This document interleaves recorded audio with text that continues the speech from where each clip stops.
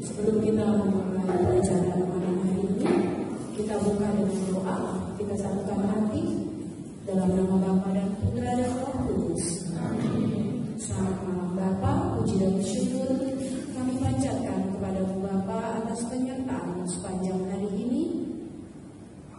Allah Maha Kasih, karena kasih-Mu kami Kau perkenankan berkumpul di tempat ini untuk mengikuti pengajaran dalam tahun Yubileum. Ya Bapa, mampukan kami untuk dapat berbuat lebih baik di tahun Yubileum ini, sehingga kami dapat memperoleh rahmat-Mu. Semoga hidup kami semakin mengarah kepada-Mu, hidup seturut ajaran Engkau. Ya Bapa, hadirlah di tempat ini menyertai kami dalam pengajaran hari ini. Semoga pengajaran malam hari ini berjalan dengan lancar, dan kami dapat menerima semua dalam diri kami dan menerapkannya dalam kehidupan kami sehari-hari. Semua ini Tuhan kami serahkan ke dalam tangan kasih-Mu, demi Kristus Tuhan dan Juru Selamat kami. Amin. Dalam nama Bapa dan Putra dan Roh Kudus. Amin.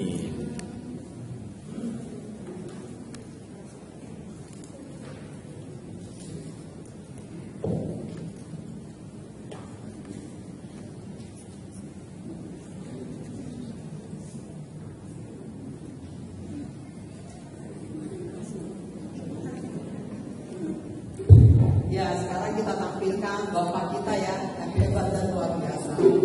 Siapa namanya? Pak Seto. Ayo dong, tepuk tangan Bapak Ibu.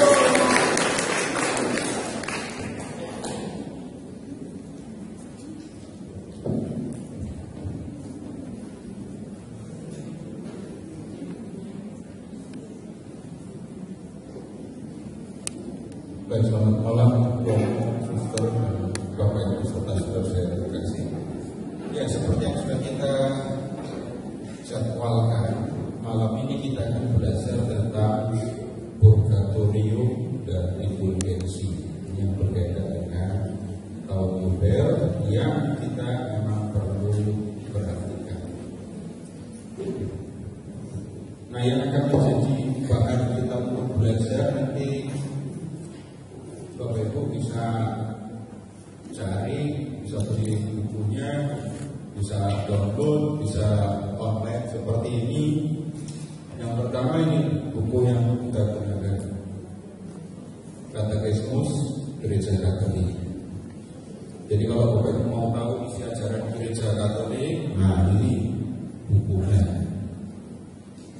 Dan ini bukan buku penjelasan, tapi hanya menyebutkan hal yang dasar, yang pokok. Kemudian yang kedua, Bapak Ibu, ini punya Kitab Hukum Kanoni atau Codex Iuris Canonici. Ini bukunya ini. Ini juga bisa dibeli, bisa juga didapatkan secara online.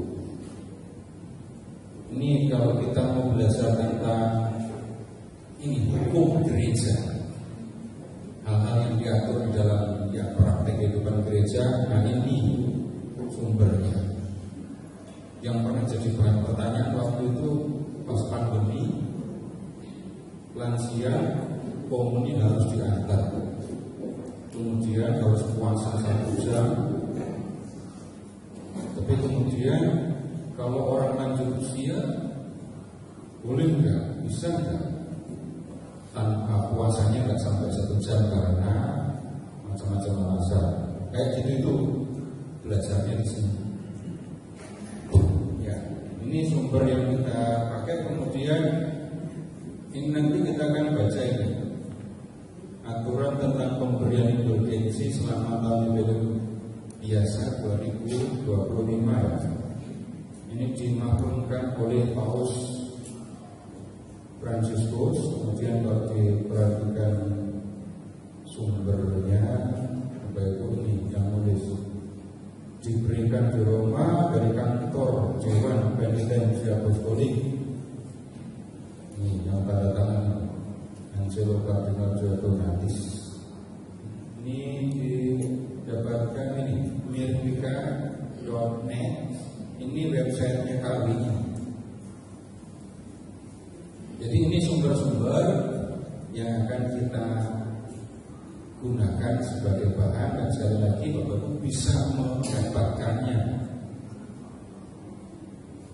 Baik, sekarang nih begini, Bapak Ibu mulai dengan hal yang pernah saya sampaikan, banyak anggapan di antara orang-orang Katolik, kalau orang Katolik mati, ya, meninggal dunia, itu banyak yang beranggapan pasti masuk ke penyucian dulu.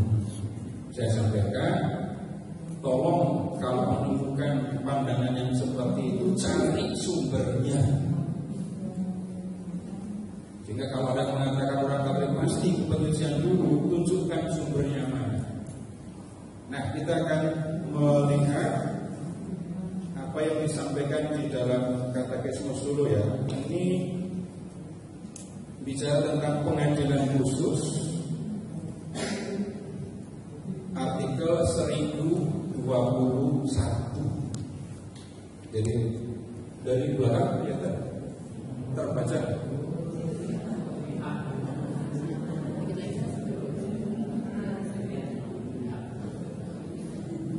Gini.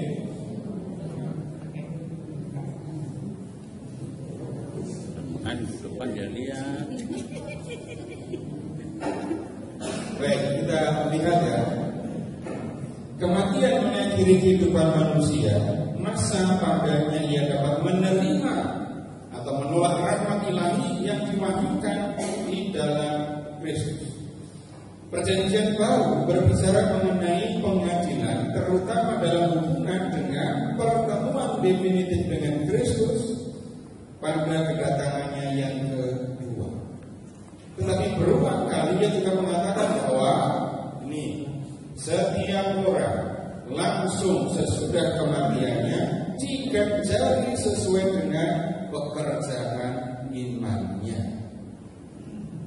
Perumpamaan tentang Lazarus yang miskin dengan dan kata-kata yang Kristus sampaikan disalib kepada penyamun yang baik. Demikian juga teks-teks lain dalam perjanjian baru berbicara tentang nasib tetap bagi jiwa yang dapat berbeda-beda untuk masing-masing manusia. Pada saat kematian, setiap manusia menerima ganjaran abadi dalam jiwanya yang tidak dapat mati. Ini berlangsung dalam satu pengadilan khusus yang menghubungkan kehidupannya dengan Kristus. Perhatikan ini, entah masuk ke dalam kebahagiaan surgawi melalui suatu penyucian, atau langsung masuk ke dalam kebahagiaan surgawi, ataupun mengutuki diri untuk selama-lamanya. Ada kutipan dari Santo Yohanes Salib, pada malam kehidupan kita akan jadi sesuai dengan cinta kita. Nah, kita bicara bagian ini dulu. Orang yang mati sebelum akhir zaman itu akan diadili langsung. Jadi bukan mati terus nunggu akhir zaman baru pengadilan. Yang bicara begitu pasti gak Katolik. Kepercayaan lain begitu. Mati masuk dunia orang mati, dan kemudian baru nanti di akhir zaman diadili. Yang itu kelamaan. Di dalam kepercayaan Katolik enggak begitu. Yang mati di akhir zaman, pengadilannya nanti itu disebutnya pengadilan umum.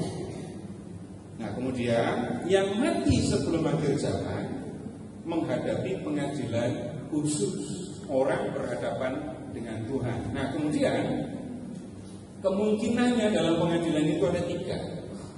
Yang pertama, masuk surga lewat penyucian. 2, masuk surga langsung. 3, enggak ke surga. Kalimatnya ini. Entah yang 1022 ya.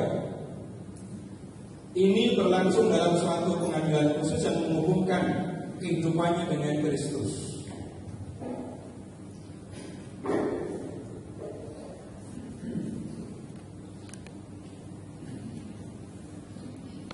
Entah masuk dalam kebahagiaan surgawi melalui satu penyucian. Yang pertama itu ya. Kemudian yang kedua, atau langsung masuk dalam kebahagiaan surgawi. Yang kedua itu. Kemudian yang ketiga, ataupun mengutuki diri untuk selama-lamanya. Bapak Ibu pengennya yang mana? Langsung. Yang pertama itu ternyata yang disebut malah surga tapi lewat penyucian. Kemungkinan yang kedua langsung keluar. Nah, kalau ada orang Katolik berpikirnya saya mau ke penyucian dulu, itu orang rendah hati atau orang apa? Kenapa? Bapak Ibu bawa Alkitab, buka Yohanes bab 3 ayat 16. Sudah hafal jangan-jangan.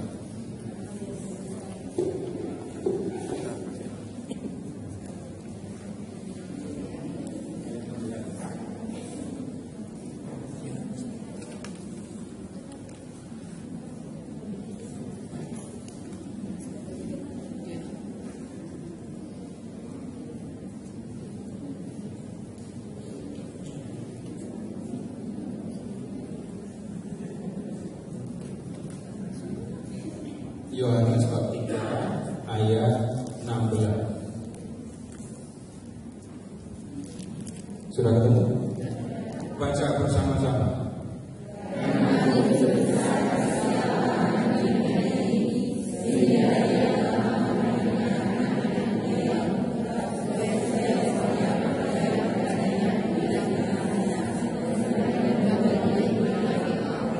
Kalau membaca ayat itu, gini, Bapak itu menghendaki kita langsung ke surga atau?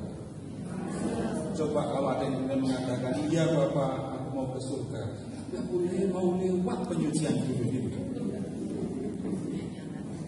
Kemudian ingat doa Angelus, marilah berdoa, ya Allah, karena kabar malaikat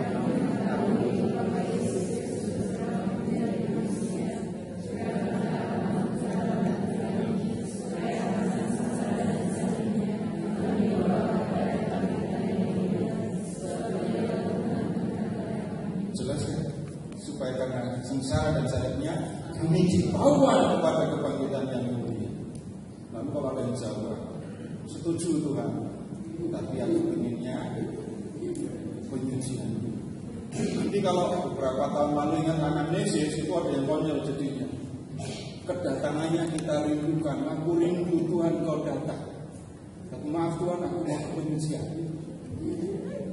Nah, hal-hal yang berkaitan dengan penyucian seringkali dianggap remeh. Enggak apa-apa ke penyucian, lupa kalau di penyucian itu masih didoakan, dan enggak mungkin kita mendoakan orang yang sudah bahagia, ya kan? Nah, kita memperhatikan tiga hasil, tiga kemungkinan dalam pengadilan khusus. Dan arah atau target atau tujuan kita itu adalah yang kedua, ke surga langsung, tidak pakai penyucian. Nah, tentang penyucian kita masih akan lihat. Nah, kemudian artikel 1023 ya, ini bicara tentang surga. Orang yang mati dalam rahmat dan persahabatan dengan Allah dan disucikan sepenuhnya akan hidup selama-lamanya bersama Kristus. Mereka serupa dengan Allah untuk selama-lamanya karena mereka melihat Dia dalam keadaan yang sebenarnya dari muka ke muka. Sekarang begini, ilustrasi sederhana saja. Bapak Ibu pernah membayangkan Tuhan Yesus? Pernah? Saya mau tanya Bapak Ibu, kalau membayangkan Tuhan Yesus itu apakah terang sekali wajahnya itu sudah pakai 4D gitu? Atau wajahnya itu sudah seperti kita berhadapan muka atau belum? Kalau membayangkan Tuhan Yesus, terserah waktu Bapak Ibu berdoa, permohonan, waktu meditasi. Pernah membayangkan Tuhan Yesus Bapak? Gambarnya terang seperti kita bertemu langsung apa? Kalau ada yang pernah sampai level itu, benar luar biasa. Itu pasti pengalaman istimewa. Ya. Kemudian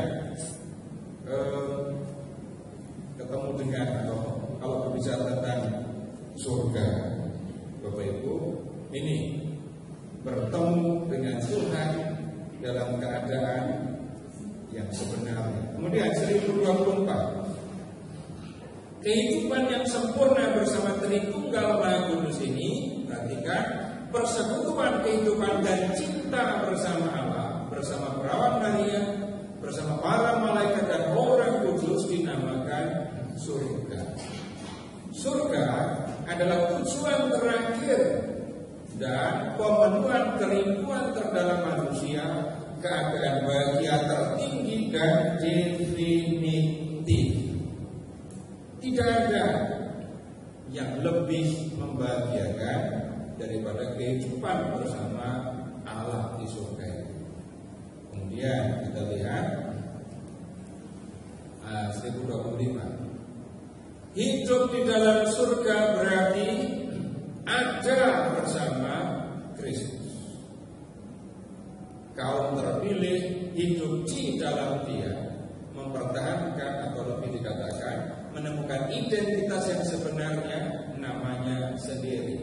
Hidup berarti ada bersama Kristus, di mana Kristus di sana dengan sendirinya ada kehidupan, di sana ada kerajaan. Sekarang tolong buka Yohanes bab 14.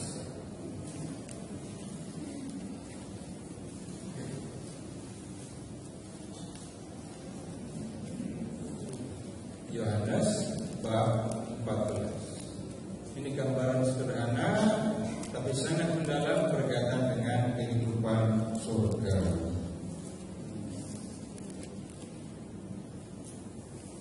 Sudah ketemu? Kalimatnya ayat 1 bunyinya gimana?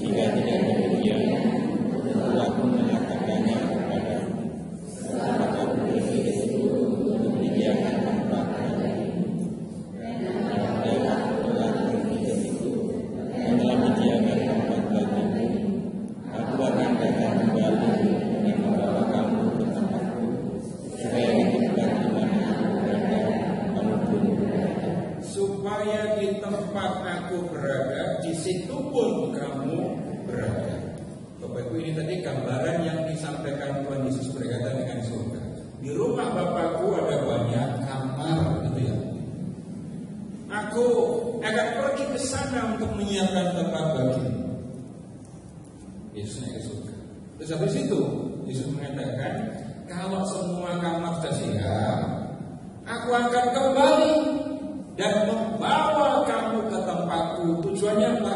Di tempat di mana aku berada, di situ pun kamu berada. Nah, Bapak Ibu, itu yang dimaksudkan dengan surga. Jadi gambaran tentang surga, kalau di Alkitab kita menemukan macam-macam. Kerajaan yang bisa kita lihat, rumah Bapa. Nanti yang lain lagi Yerusalem baru, tapi ya kita tidak meluangkan waktu mendiskusikan itu. Jadi penting kemungkinan atau tujuan dari kita menjalani hidup sebagai orang yang percaya adalah surga. Surga itu apa? Ada bersama Kristus. 1027. misteri persekutuan berbahagia dengan Allah ini dan dengan semua mereka yang berada di dalam Kristus mengatasi setiap pengertian dan gambaran. Kitab suci berbicara kepada kita mengenai itu dalam gambar-gambar seperti kehidupan, terang, perdamaian, perjamuan, perkawinan Maria, anggur kerajaan, rumah Bapa, Yerusalem surgawi dan Firdaus. Tapi itu semua cuma gambaran. Kalau Bapak Ibu misalnya mendengar lagi kata Firdaus, Firdaus itu apa? Taman apa betul? Kalau taman itu isinya Adam dan Hawa. Itu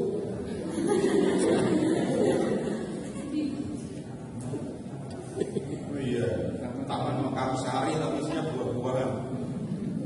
Nah, yang Bapak Ibu perhatikan di Eden di Firdaus itu Adam dan Hawa tinggal bersama dengan Allah. Allah hadir di situ dan tinggal bersama manusia. Itu yang menjadi perhatian. Nanti kalau kita Wahyu, lihatlah kemah Allah ada di tengah-tengah manusia. Allah tinggal bersama umat. Nah, yang kita perlu perhatikan lebih lanjut, tinggal bersama dengan Tuhan yang mengasihi aku. Karena kalau enggak, ada pertanyaan ini, Bapak Ibu, lebih penting mana? Tuhan apa surga? Nah, itu begitu jawaban orang Katolik. Kalau sudah tinggal bersama dengan Tuhan, itu surga. Tapi kalau Bapak Ibu pergi ke surga, tapi tengok sana tengok sini nggak ada Tuhan, nah, itu bukan surga.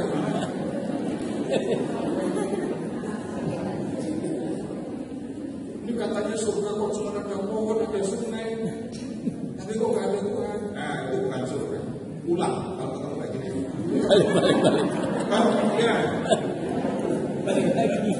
Apa yang akan dialami dilihat manusia di surga itu dikatakan itu dari Paulus ya. Tidak pernah dilihat oleh mata, tidak pernah didengar oleh telinga. Semua yang kita baca hanya gambaran. Dan yang akan dialami itu melampaui semua gambar. Ini satu lagi 1020. Jadi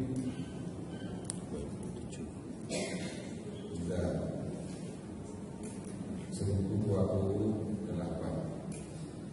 Oleh karena Allah itu Maha Agung, maka Ia hanya dapat dilihat dalam keadaannya yang sebenarnya apabila Ia sendiri membiarkan manusia melihat misterinya secara langsung dan menyanggupkannya untuk itu, membuat manusia sanggup untuk memandangnya, memandang Allah dalam kemuliaan surgawi.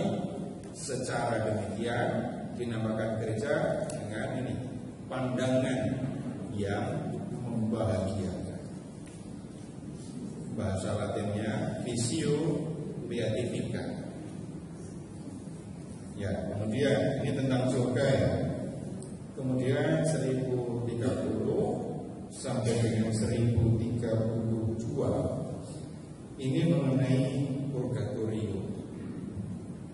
Siapa yang mati dalam rahmat dan dalam persahabatan dengan Allah, namun belum disucikan sepenuhnya, memang sudah pasti akan keselamatan abadinya.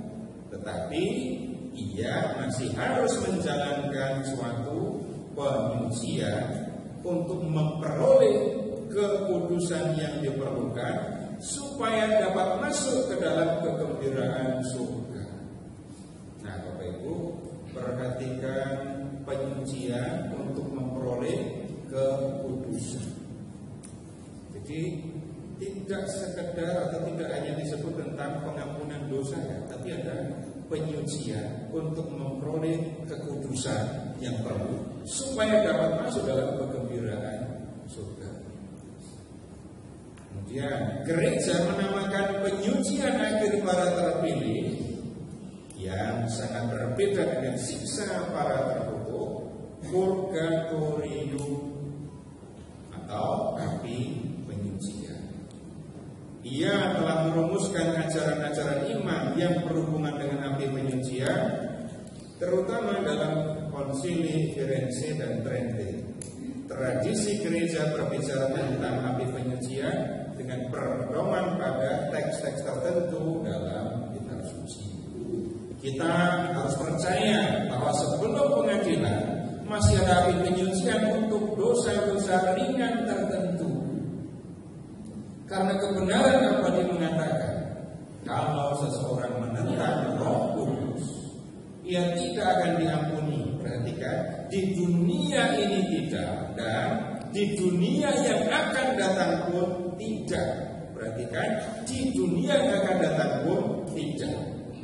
Nah, Paus Gregorius Agung kemudian lihat menyimpulkan dari ungkapan ini nyatalah bahwa beberapa dosa dapat diampuni di dunia ini, yang lain di dunia yang lain. Jadi penyucian itu ada unsur pembersihan dari dosa, pengampunan dosa, tapi juga kita perhatikan unsur penyucian untuk memperoleh kekudusan. Kemudian ini berkaitan dengan praktek doa untuk orang yang sudah meninggal. Ajaran ini juga berdasarkan praktek doa untuk orang yang sudah meninggal. Tentangnya kitab suci mengatakan, ini kutipan dari kitab 2 Makabe ya. Karena itu Yudas Makabe mengadakan kurban penyelingan untuk orang-orang mati supaya mereka dibebaskan dari dosa-dosanya. Sudah sejak zaman dahulu gereja menghargai peringatan akan orang-orang mati dan membawakan doa dan terutama korban Ekaristi untuk mereka supaya mereka disucikan dan dapat memandang Allah dalam kebahagiaan. Gereja menganjurkan amal, indulgensi dan karya penitensi demi orang-orang mati. Baiklah kita membantu mereka dan mengenangkan mereka. Kalau anak-anak ayu saja telah disucikan oleh korban yang dibawakan bapaknya, bagaimana kita dapat meragukan bahwa persembahan kita membawa hiburan untuk orang-orang mati? Jangan kita bimbang untuk membantu orang-orang mati dan mempersembahkan doa untuk mereka. Nah, sampai di sini ini tentang purgatorium untuk beberapa artikel. Kemudian yang tolong diperhatikan yang ini.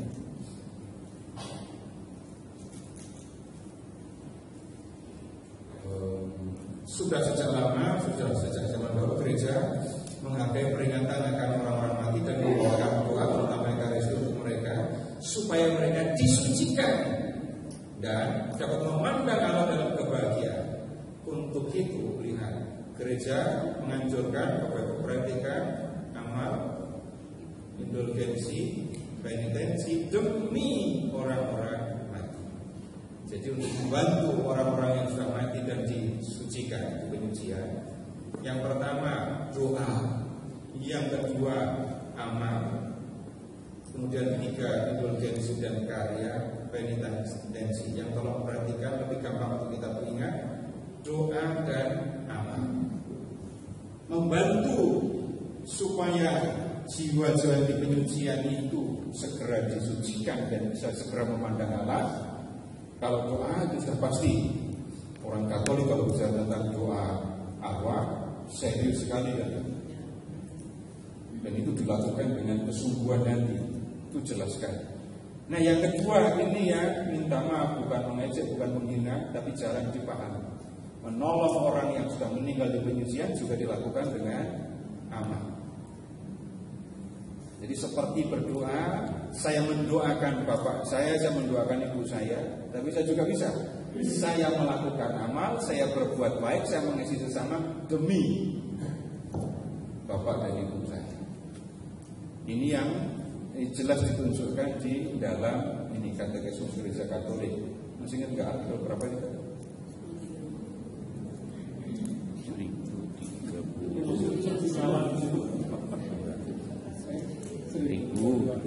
1032.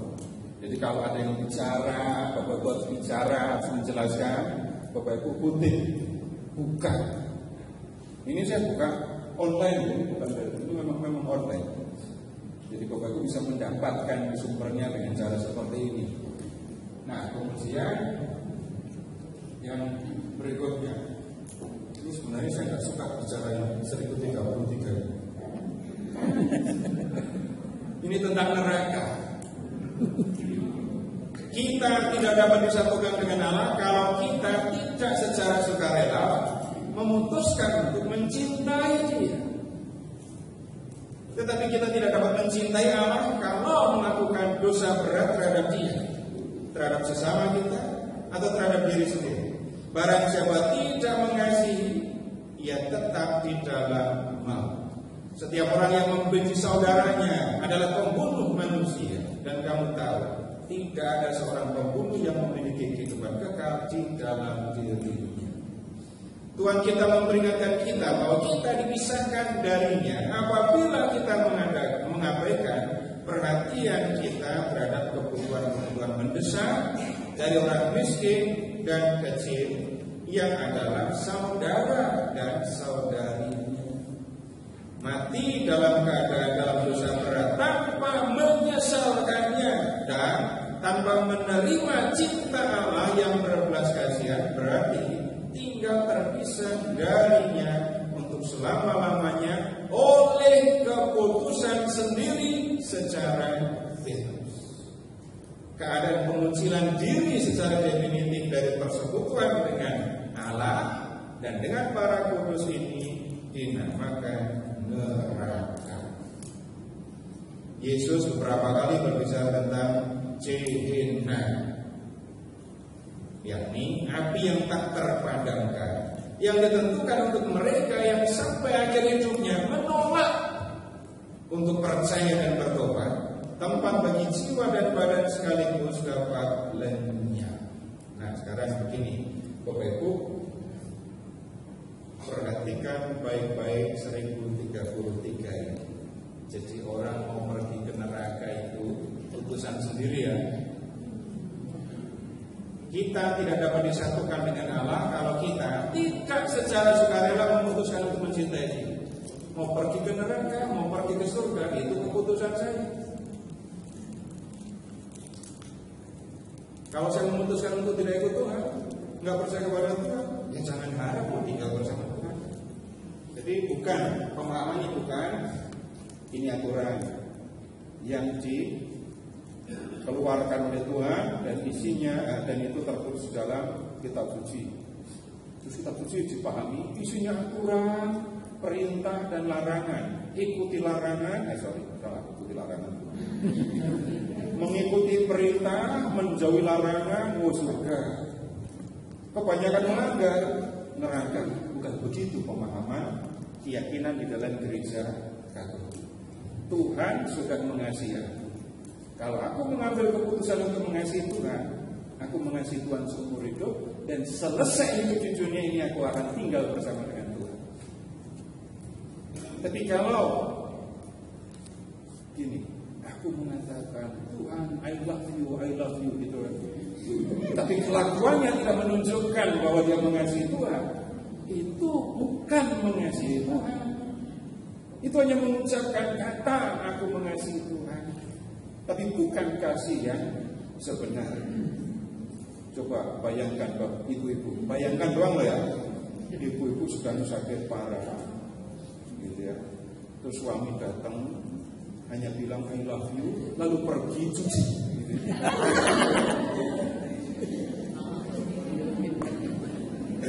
Nah, itu bukan mengasihi. Jadi orang mengambil putusan untuk percaya kepada Tuhan, untuk mengasihi Tuhan atau tidak, itu putusan sendiri, tanggung jawab sendiri. Jadi jangan berpikir, jangan merasa beranggapan Tuhan itu kejam memasukkan orang ke dalam neraka. Prinsipnya, aku sudah mengasihi kamu. Kalau kamu merasa aku kasih dan kamu mengasihi aku, kamu akan mewujudkan kasih dalam hidup. Pada akhirnya kamu akan senang tinggal bersama dengan aku. Tapi kalau kamu tidak mengasihi aku, loh ngapain kamu tinggal bersama? silakan membayangkan tinggal bersama orang-orang yang aku tidak kasih dan dia pun tidak mengasihi. Rasanya gimana? Gak usah sharing, cuma tanya gitu doang. Ya begitu memahami tentang kehidupan kekal, kehidupan surgawi seperti ini. Ya. Nah kemudian apa ini kaitannya dengan indulgensi? Sekarang kita akan lihat tentang indulgensi ini dari Katekismus Gereja Katolik ya. Artikel 1471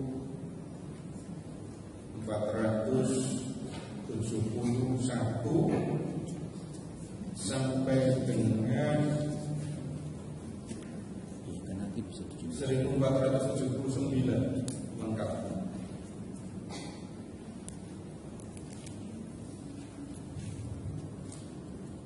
Nanti sekali lagi Bapak Ibu, keterangannya ada di sini, jadi silakan nanti cari sendiri kalau kurang jelas. Ajaran mengenai indulgensi. Nah, apa itu indulgensi? Penghapusan siksa dosa. Dan penggunaannya di dalam gereja terkait erat sekali dengan daya guna sakramen pengakuan. Apakah indulgensi? Indulgensi adalah penghapusan siksa-siksa temporal, sementara temporal, di depan Allah untuk dosa-dosa yang sudah diampuni. Warga beriman Kristiani yang benar-benar siap menerimanya di bawah persyaratan yang ditetapkan dengan jelas, memperolehnya dengan bantuan gereja yang sebagai pelayan penebusan, membagi-bagikan dan memperuntukkan kekayaan pemulihan Kristus dan para kudus secara otoritatif.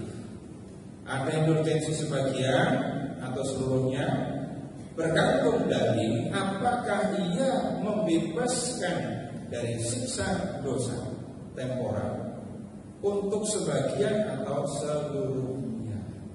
Indulgensi dapat diperuntukkan bagi orang hidup dan orang mati. Nah ternyata Bapak Ibu, yang dokumen yang di pertemuan yang baru saya sebut ini dikutip di Katekismus ini, Indulgentiarum Doctrina. Nah yang kita perlu lihat dulu di bagian ini ya, penghapusan siksa dosa sementara. Siksa dosa yang abadi tidak bisa dihapus, kalau itu neraka. Kemudian gini, untuk dosa-dosa yang sudah diampuni. Jadi orang berdosa, dosanya sudah diampuni, tapi siksa dosa sementara itu masih ada. Maka kalau berbicara penyucian, kita juga harus ingat ada pengampunan, tapi juga ada pembersihan dari siksa dosa. Atau begini, saya gunakan ilustrasi yang lain. Ketika orang berdosa, dia melakukan kesalahan, katakan saja kepada orang lain. Tetapi ketika orang berdosa, dia sedang mengotori jiwanya. Dosanya dimaafkan, dia tidak berdosa lagi. Tapi noda di dalam jiwanya karena dosanya itu masih ada. Ini yang seringkali tidak dipahami. Pokoknya diampuni, selesai. Nah, kemudian sekali lagi Bapak Ibu, kalau nanti Bapak Ibu bicara kayak gitu jangan sebut nama saya ya. Karena Bapak Ibu baca langsung yang ada di ini Katekismus. Indulgensi adalah penghapusan siksa dosa sementara di depan Allah untuk dosa-dosa yang sudah diampuni. Dosa sudah diampuni, siksa masih ada. Nah, indulgensi adalah penghapusan siksa dosa itu. Nah, kemudian berikutnya, indulgensi itu bisa sebagian atau seluruhnya, tergantung ia gereja itu membebaskannya dari sisa dosa temporal itu untuk sebagian atau seluruhnya. Kalau dulu ada hitung-hitungannya, siksa dosa di penyucian dipotong 3 tahun, potong 5 tahun. Tapi Romo Kardinal lalu mengingatkan, yang kayak gitu nggak usah diperhatikan. Yang harus diperhatikan adalah Allah yang berbelas kasih, Allah yang bukan hanya mengampuni dosa, tapi juga menghapuskan siksa dosa itu. Itu yang harus diingat.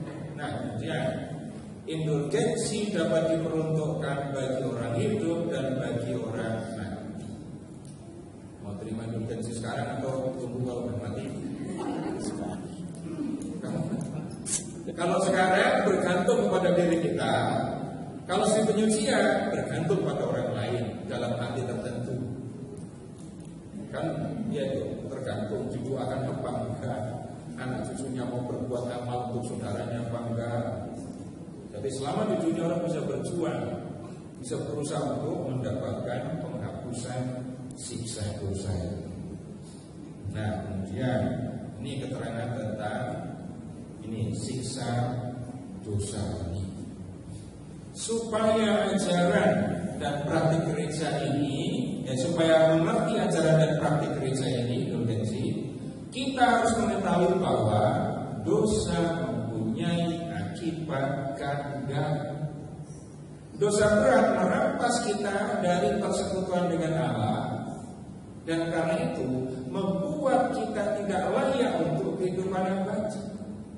Perampasan ini dinamakan siksa dosa abadi.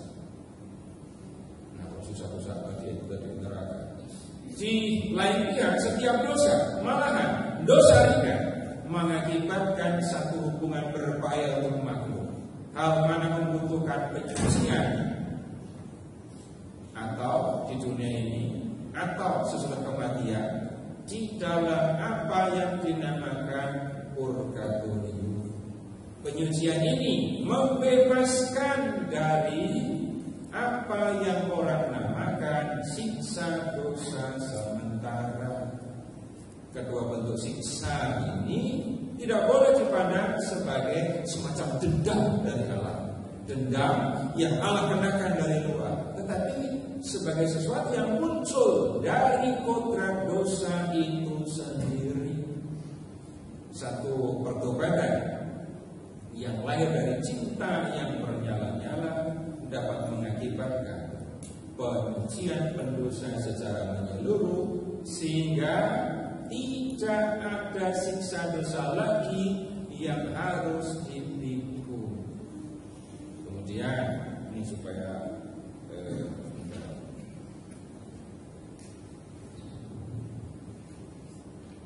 yang sering disebut 3 sekalian, pengampunan dosa dan pemulihan persekutuan dengan Allah mengakibatkan pembebasan dari siksa dosa abadi.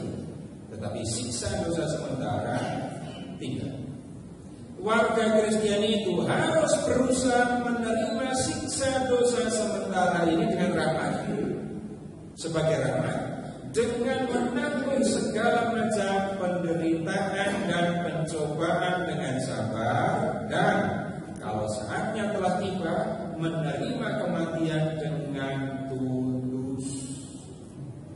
Juga ia sebagai berikhtiar untuk meninggalkan manusia lama dan mengenakan manusia baru, perbuatan belas kasihan dan cinta kasih, serta dengan doa dan aneka ragam latihan mati raga. Nah, ini Bapak Ibu yang saya sudah beberapa kali singgung, dan kita harus perhatikan lagi. Dosa itu mempunyai akibat ganda. Yang pertama, dosa berat. Dosa berat itu merampas dari kita persekutuan dengan Allah, dan karena itu membuat kita tidak layak untuk kehidupan abadi. Dosa berat membuat orang tidak layak untuk masuk dalam kehidupan abadi, dan konsekuensinya adalah siksa dosa abadi. Kemudian 1473 kalimat pertama, pengampunan dosa dan pemulihan persekutuan dengan Allah mengakibatkan pembebasan dari siksa dosa abadi, tetapi siksa dosa sementara tinggal. Jadi kalau ada orang melakukan dosa berat, harusnya tidak layak tinggal bersama dengan Allah. Tapi ketika dia menerima pengampunan dosa, maka siksa abadinya hilang. Yang bisa diterima dalam kehidupan bersama dengan Allah di surga. Nah, itu perlunya pengampunan. Kemudian dalam lihat ini, di lain pihak setiap dosa, malahan dosa ringan, mengakibatkan suatu hubungan berbahaya dengan makhluk, hal mana membutuhkan penyucian atau di dunia ini atau sesudah kematian. Jadi dosa ringan sekalipun mengakibatkan hubungan yang berbahaya dengan makhluk. Kemudian itu dan ini memerlukan penyucian. Lihat, penyuciannya bisa di dunia ini, penyuciannya bisa juga di mana kan? Purgatori. Penyucian ini membebaskan dari apa yang orang namakan siksa dosa sementara. Jadi kalau dirumuskan, dosa ringan sekalipun punya dua dampak. Orang itu bersalah dan kemudian dia harus menanggung siksa dosa. Nah, pembersihan dari dosa itu pengampunan. Orang yang diampuni dia bersih, tidak berdosa. Tapi konsekuensi dari dosanya, dampak dari dosanya masih ada. Dan ini harus dibersihkan. Orangnya, jiwanya harus disucikan. Nah, penyuciannya bisa terjadi di dunia ini, tapi bisa juga terjadi baru di penyucian. Ingat ya, ini siksa dosa sementara itu bukan dendam dari Allah, tetapi konsekuensi yang muncul dari dosa. Nah, Bapak Ibu tolong mengingat kisah Daud yang membunuh Uria lalu mengambil istri. Jelas itu berdosa. Daud sudah mengaku dosa, dosanya sudah diampuni, tapi anak hubungan mereka. Nah, jangan ngomongin pribadi anaknya, ini belum ketemu sama saya. Tapi ada dosa diampuni, tapi konsekuensi dosa tetap ada. Dan ini perlu penyucian itu. Nah, sekarang ya,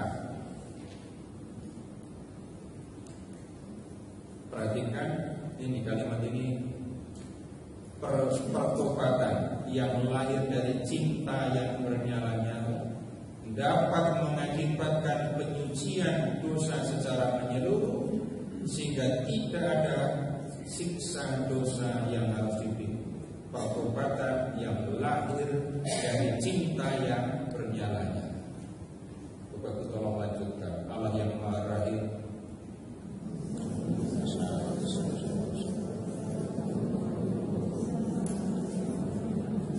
perhatikan dulu, Allah yang Maha Rahim. Apa itu Rahim? Maha baik, maaf. Yang peduli, yang Maha pengasih. Rahim itu kasih ibu, kasih keibuan. Mau nyanyi kasih ibu kepada kita. Allah yang Maha Rahim, Allah yang kasihnya melebihi kasih seorang ibu. Itu kita menyebut Bapak. Terutama sebab aku telah menghina engkau yang baik. Nah, Bapak Ibu perhatikan ini, pertobatan yang lahir dari cinta yang menyala-nyala. Itu dikatakan menyucikan si pendosa secara menyeluruh sehingga tidak ada siksa dosa. Kemudian yang berikutnya ini, warga Kristen harus berusaha menerima siksa dosa sementara sebagai rahmat. Ruh rahmat. Bapak Ibu, seringkali kalau orang mendengar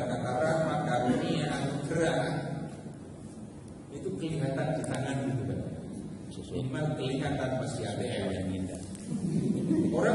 Sekarang orang kalau ngomongin berkat, ngomongin rahmat, ngomongin karunia, seringkali ngomongnya finansial, material.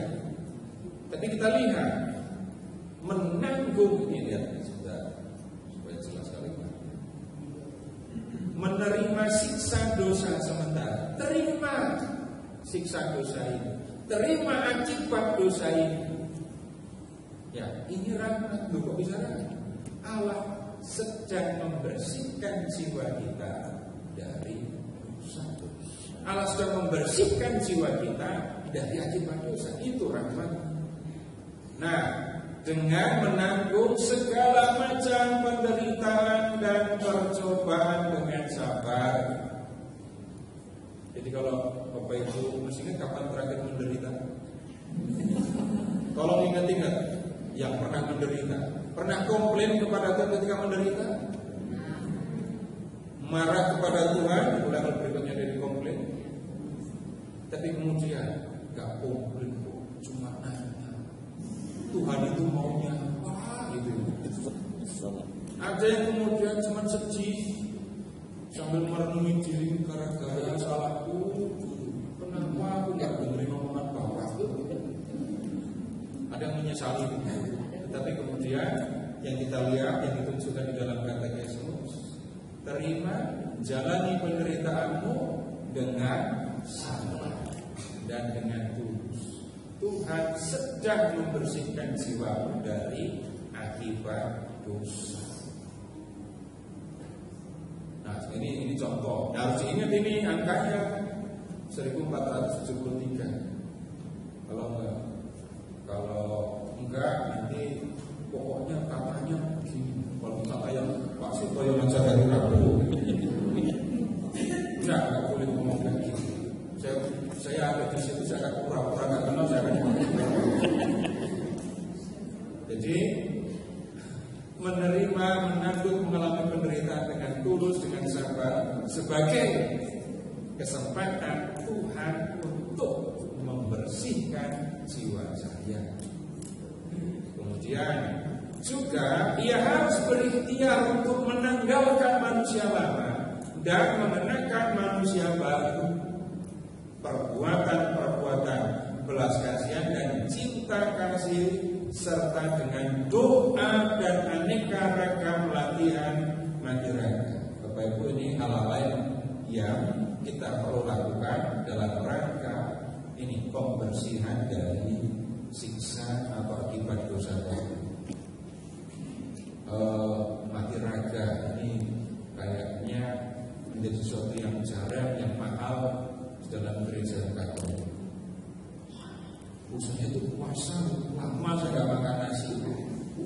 Itu bukan karena puasa, niat untuk berdoa. Miskin. Itu yang sudah kena diabetes, menyandang diabetes, gak makan nasi. Bukan dalam rangka kantar, gak mau sakit.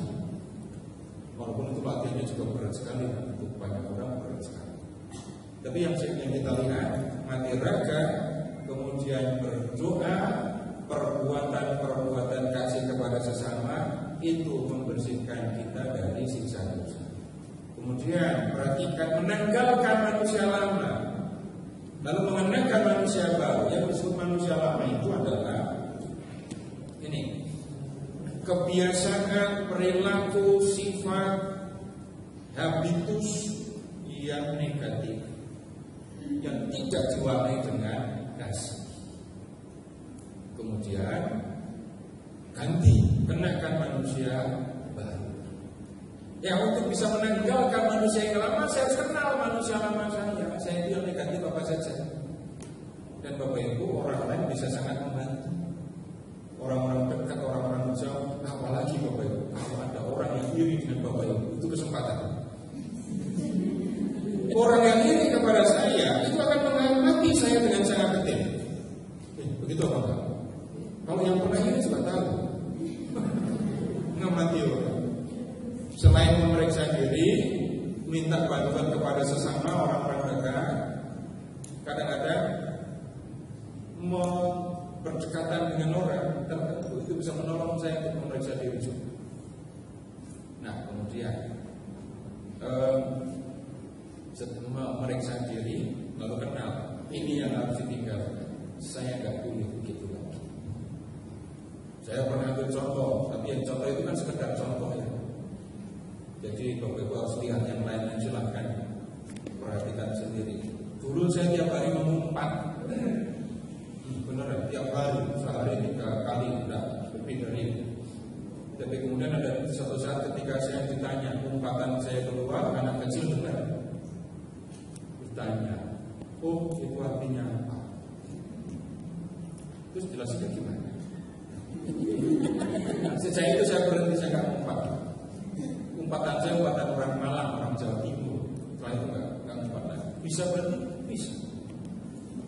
Berpikir sebelum bicara. Yang biasanya ngomong dulu baru mikir, atau ngomong tanpa mikir, ya, itu bisa dihentikan, bisa. Bahkan begini Bapak Ibu, misalnya saya punya pekerjaan saya baik, saya ketemu teman saya pekerjaannya baik juga. Di sedekat kami itu ada orang yang tidak bekerja, ya, tidak pernah bisa dapat pekerjaan baik. Lalu saya berdua ngobrol tentang pekerjaan, sementara teman saya yang nggak punya kerjaan dengerin. Saya tidak menyakiti dengan sengaja, tapi teman saya sakit beneran. Iya kan? Itu yang seperti itu Bapak Ibu saya temukan belakangan, saya tidak dari awal kan.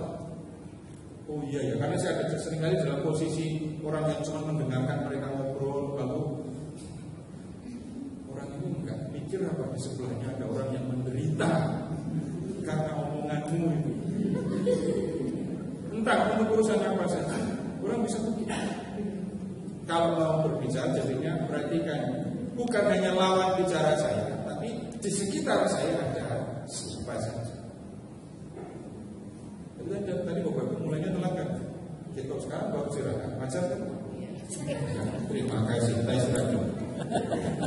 Lebih paham lagi, ingat saja nomor-nomor di katekismus tadi. Karena itu bisa dibuka secara online. Bahkan kalau Bapak Ibu bisa nyari itu word-nya aja. Jadi katekismus tapi formatnya word, bisa dicari aja.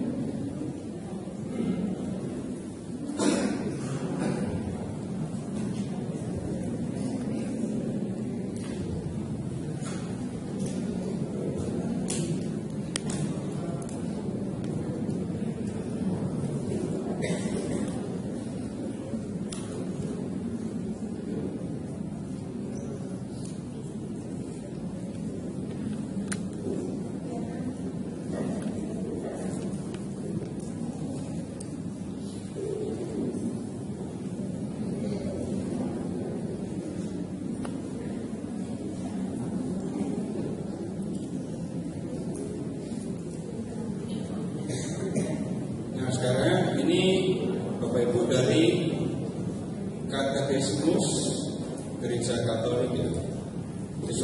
Ini kita buku kanonik katekismus. Nah, ini kanon yang bicara tentang indulgensi itu dari kanon 992 sampai dengan 997.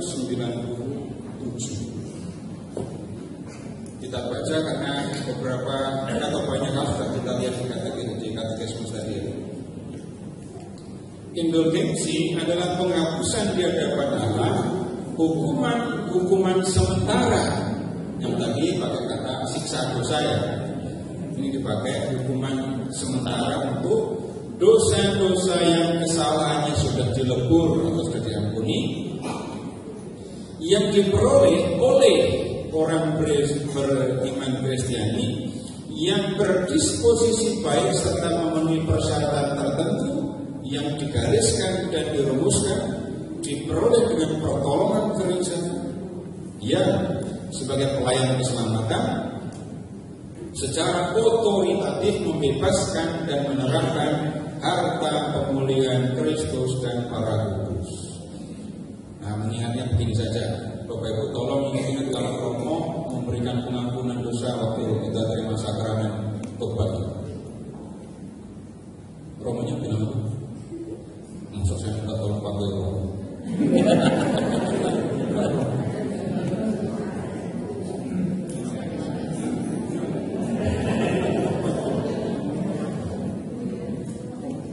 Romo mengampuni dari dirinya sendiri dengan kemampuannya sendiri atau karena kuasa yang diberikan gereja kepada imam. Nah, dengan kata lain begini, gereja diberi wewenang oleh Tuhan Yesus untuk mengampuni dosa, begitu kan? Nah, seperti gereja diberi wewenang untuk mengampuni dosa, demikian juga gereja diberi wewenang untuk menghapuskan hukuman atas dosa, hukuman sementara. Kemudian, indulgensi bersifat sebagian atau penuh tergantung apakah membebaskan sebagian atau seluruh hukuman sementara yang diakibatkan dosa.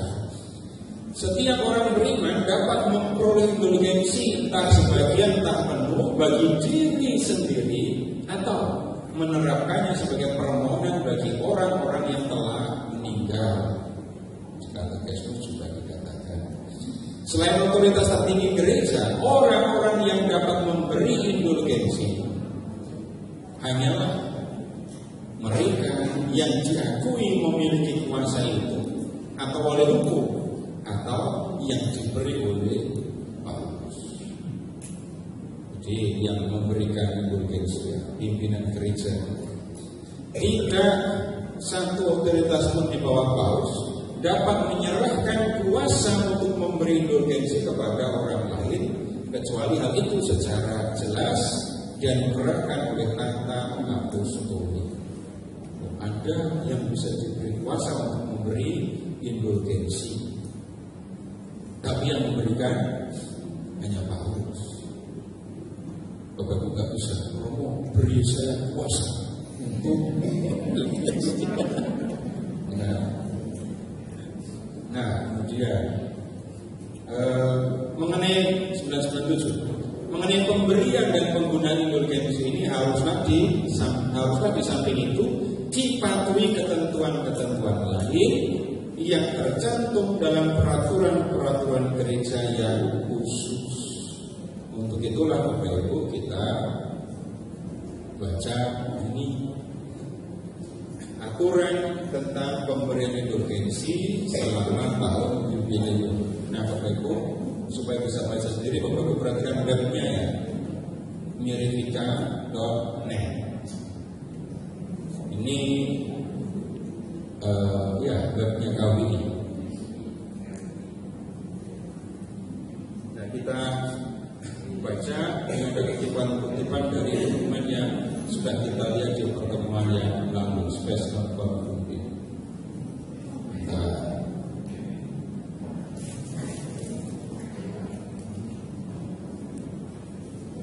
Kelihatan dari belakang. Sekarang waktunya telah tiba untuk tahun jubileum yang baru, ketika sekali lagi pintu suci akan dibuka untuk mengundang semua orang pada suatu pengalaman yang mendalam akan kasih Allah. Dalam pula yang mengumumkan jubileum biasa 2025 pada suatu momen dalam sejarah di mana tanpa mempedulikan kengerian di masa lalu, umat manusia kini menghadapi cobaan lain karena banyak orang menjadi korban kebrutalan dan kekerasan. Bapak Suci mengajak seluruh umat Kristiani untuk menjadi penjinara pengharapan.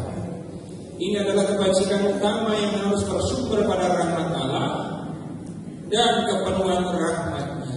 Hal ini harus ditemukan kembali dalam tanda-tanda zaman yang mencakup kerinduan hati manusia yang membutuhkan penyertaan Tuhan, hendaknya menjadi tanda pengharapan.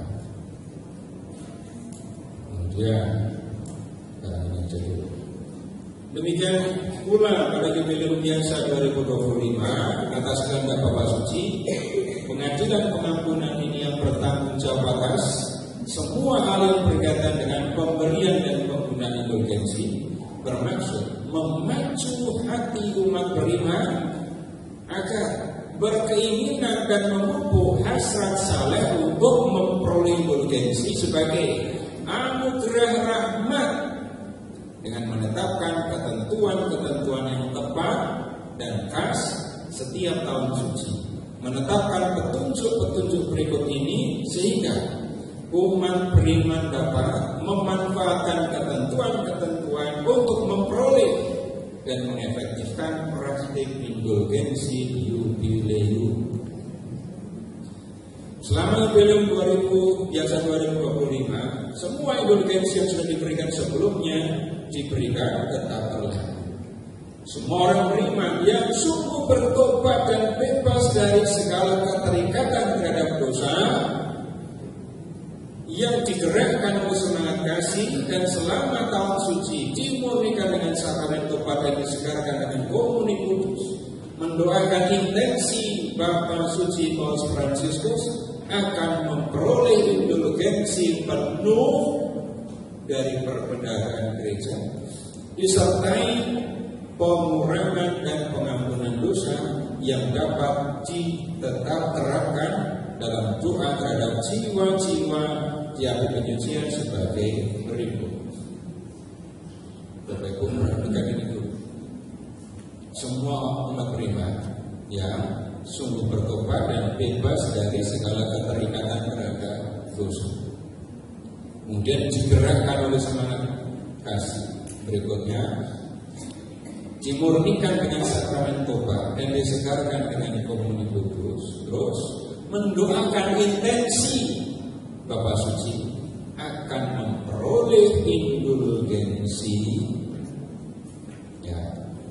yang disertai dengan pengurangan dan pengampunan dosa. Ya, ini cara-caranya. Jadi indulgensinya untuk diri sendiri dan untuk diwajibkan penyucian. Cara-caranya, satu, ziarah. Umat beriman, para peziarah harapan dapat memperoleh indulgensi jubileum yang diberikan oleh Bapak Suci jika mereka melakukan ziarah yang kudus ke tempat suci jubileum manapun dengan berpartisipasi secara penuh dalam misa kudus. Jika norma-norma liturgi memperbolehkannya, misa jubileum dapat dipilih dengan baik atau salah satu dari misa putih, misa rekonsiliasi, pengampunan dosa, untuk promosi amal, untuk membuat misa sakramen inisiasi Kristiani, atau mengurangkan orang sakit, atau salah satu dari berikut ini ibadat sabda, ibadat harian, jalan salib, rosario, mendaraskan madah akatis, kemudian ibadat tobat yang diakhiri dengan pengakuan dosa, pengakuan pribadi peniten sebagaimana ditetapkan dalam ritus tobat. Jadi bisa mendapatkan indulgensi ya, jika melakukan ziarah yang tulus. Kemudian perhatikan yang gampang kita lihat ya, dengan berpartisipasi dalam misa kudus, ibadat sabda, jalan salib, rosario, doa. Kemudian berikutnya di rumah dengan mengunjungi setidaknya salah satu dari 4 basilika utama kepausan, Basilika Santo Petrus di Vatikan, Basilika Agung Penyelamat Suci Santo Yerusalem, Basilika Santa Maria Maggiore, dan Basilika Santo Paulus. Gimana? Habis minggu depan kita berangkat.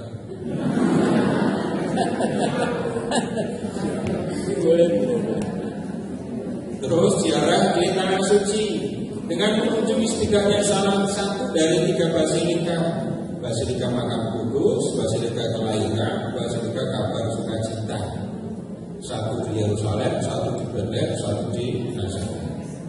Terus di wilayah gereja lainnya dengan mengunjungi katedral atau gereja lain atau tempat suci yang ditunjuk oleh ordinaris setempat oleh Bapak Uskup. Para uskup akan mempertimbangkan kebutuhan umat beriman serta peluang untuk memperkuat konsep ziarah dengan segala makna simbolisnya sehingga dapat mewujudkan kebutuhan besar akan pertobatan dan rekonsiliasi. Jadi Bapak Ibu perhatikan ini ziarah. Tujuannya apa kalau berziarah? Apakah tujuan akhirnya adalah selfie di kota Santa?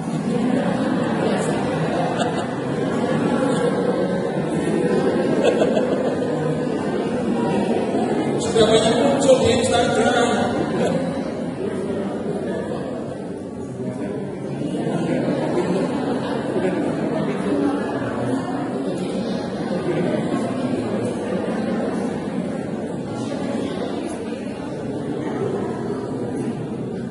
Jadi untuk berziarah ke Roma, ke Tanah Suci agak sulit, nggak bisa hitungan minggu persiapannya.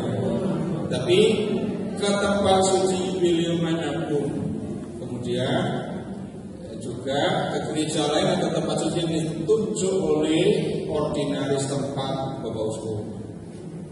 Gak usah jauh-jauh, ini termasuk yang ditunjuk ada di sini kok. Tapi kurang harus berapa? Nah kemudian Bapak Ibu dalam hal ini kita perlu memperhatikan pemahaman tentang ziarah. Bukan sekedar saya datang ke tempat ini melewati tempat suci lalu udah saya dapat indulgensi. Banyak yang mikir gitu kan? Iya. Banyak gitu. Kumpulin aja pintunya di sini 9. Dilewati. Bukan itu yang dimaksudkan, itu simbol. Tapi yang kita perlu perhatikan ini berziarah itu ngapain? Mengunjungi tempat suci untuk berjumpa dengan Tuhan. Itu ziarah. Kalau pergi ke tempat suci tujuannya bukan untuk ketemu Tuhan, ya itu bukan ziarah. Ziarah.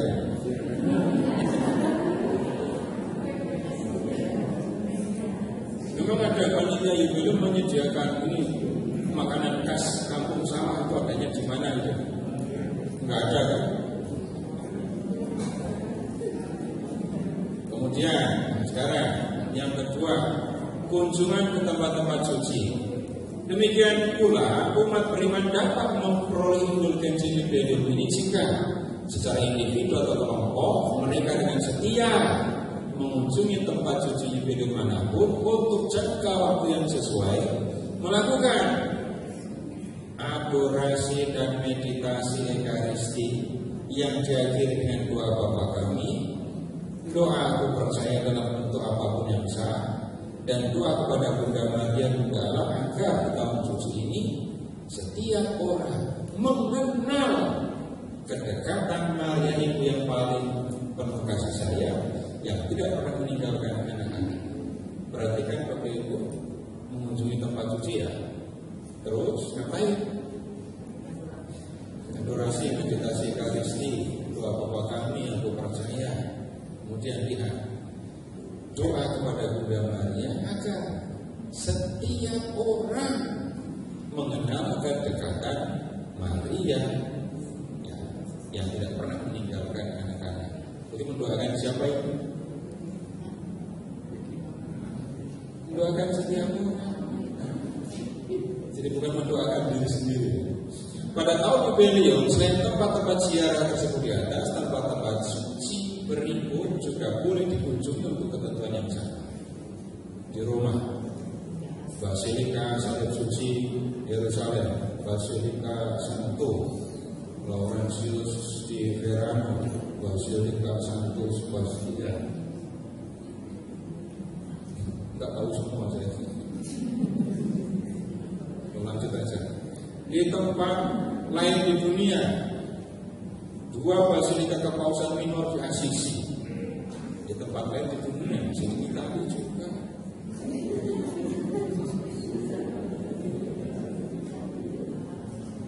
Terus berarti ini setiap basilika kecil, gereja katedral, gereja pro-katedral, tempat suci Maria, setiap gereja kolese, tempat suci terkemuka yang ditunjuk oleh uskup diosesan atau eparki untuk kepentingan umat beriman, dan tempat suci nasional atau internasional, tempat-tempat suci untuk penyambutan dan ruang-ruang istimewa untuk kelahiran harapan kembali sebagaimana ditunjukkan oleh konferensi wali gereja. Nah, umat beriman yang benar-benar berkorban dari dosanya tetapi tidak dapat berpartisipasi dalam berbagai perayaan khidmat, ziarah, dan kunjungan saleh karena alasan serius, terutama biarawati dan biarawan, tetapi juga orang tua, orang sakit, tahanan, dan mereka yang bekerja di rumah sakit atau fasilitas pelayanan lainnya, memberikan pelayanan terus-menerus kepada orang sakit, dapat memperoleh indulgensi jubileum dengan syarat yang sama jika bersatu dalam semangat dengan umat beriman yang ikut ambil bagian secara langsung, khususnya bila perkataan Bapak Suci atau Uskup Diosesan disebarkan melalui berbagai sarana komunikasi. Mereka mendaraskan doa Bapa kami aku percaya dalam bentuk apapun yang disetujui, dan doa-doa lain yang sesuai dengan tujuan tahun suci di rumah mereka atau di biara mereka ditugaskan, misalnya di kepala biara, misalnya panti jumbo, penjara, terus mempersembahkan penderitaan atau kesulitan hidup mereka. Jadi yang nggak bisa pergi berziarah, nggak apa-apa, masih bisa dapat indulgensi, bisa lakukan doa-doa ini dan lihat persembahkan penderitaan dan kesulitan itu. Yang tadi sudah kita lihat di KKBS 1473 menjalani penderitaan dengan ikhlas dan tulus. Kemudian dalam karya-karya kerahiman dan pengampunan dosa. Selain itu, umat beriman dapat memperoleh indulgensi jubileum jika dengan semangat yang saleh berpartisipasi dalam misi yang umum, latihan rohani atau kegiatan pembinaan berdasarkan dokumen Konsili Vatikan II dan Katekismus Gereja Katolik yang diadakan di gereja atau di tempat yang cocok menurut Bapak Suci. Perhatikan, berpartisipasi dalam misi yang umum, latihan rohani, kegiatan pembinaan berdasarkan dokumen Konsili Vatikan II dan Katekismus Gereja Katolik. Bapak Ibu, yang kita lakukan setiap hari Rabu belajar kita itu mengikuti dokumen Konsili Vatikan II namanya Dei Verbum. Bagi umat beriman Kristiani, jalan menuju kitab suci harus dibuka lebar-lebar. Pintunya terbuka, disediakan tempat, tinggal datang, disediakan semen. Apa? Itu ikut ini. Ini termasuk dalam apa yang disyaratkan dalam indulgensi. Jadi yang Bapak Ibu dengar, Bapak Ibu ikuti kalau hari Rabu di sini belajar Alkitab, itu bukan sekedar pokoknya ada kegiatan buka. Apa yang kita lakukan itu seperti apa yang disampaikan dalam Konsili Vatikan II. Judul dokumennya itu Dei Verbum. Dan itu juga disampaikan di dalam Katekismus. Walaupun ada aturan bahwa hanya satu indulgensi penuh yang dapat diperoleh per hari, umat beriman yang telah melakukan tindakan amal atas nama jiwa-jiwa jadi penyucian, jika mereka menerima komuni kudus untuk kedua kalinya pada hari itu, dapat memperoleh indulgensi penuh 2 kali pada hari yang sama. Hanya berlaku bagi mereka yang telah meninggal. Ini harus dilakukan dalam perayaan Ekaristi. Melalui tindakan ini, pelaksanaan amal kasih ilahi yang dilaksanakan melalui ikatan yang dengannya umat beriman masih melakukan pencarian di bumi, dipersatukan dalam tubuh misi Kristus, Dengan mereka yang telah menyelesaikan persiarannya berdasarkan kebijaksanaan bahwa indulgensi jubileo karena kekuatan Tuhan dimaksudkan secara khusus bagi mereka yang telah mendahului kita agar mereka dapat memperoleh belas kasihan sepenuhnya. Jadi melakukan amal kasih ya atas nama jiwa-jiwa yang dibenci. Kemudian secara khusus selama tahun suci kita dipanggil untuk menjadi tanda harapan yang nyata bagi saudara-saudara kita yang mengalami kesulitan apapun. Oleh karena itu, indulgensi juga berhubungan dengan karya pengampunan atau penebusan dosa yang menjadi saksi pertobatan yang dilakukan. Umat beriman mengikuti teladan dan amanat Kristus didorong untuk lebih sering melakukan karya amal atau belas kasihan, terutama dalam melayani saudara-saudara yang terbebani oleh berbagai kebutuhan. Lebih khusus lagi, mereka harus menemukan kembali karya-karya belas kasih ragawi ini, yakni memberikan makan yang lapar, minum kepada yang haus, pakaian kepada yang telanjang, menerima orang asing, menyembuhkan orang sakit, mengujuk yang di penjara, dan mengubur yang meninggal, dan menemukan kembali juga karya-karya belas kasih rohani, yakni memberi nasihat kepada yang ragu-ragu, mengajar orang yang tidak tahu, menasihati para pendosa, menghibur yang sedih, mengampuni yang bersalah, menanggung dengan sabar mereka yang menyusahkan kita. Berdoa bagi orang yang hidup dan yang meninggal. Kayaknya ini yang paling sulit. Menanggung dengan sabar mereka yang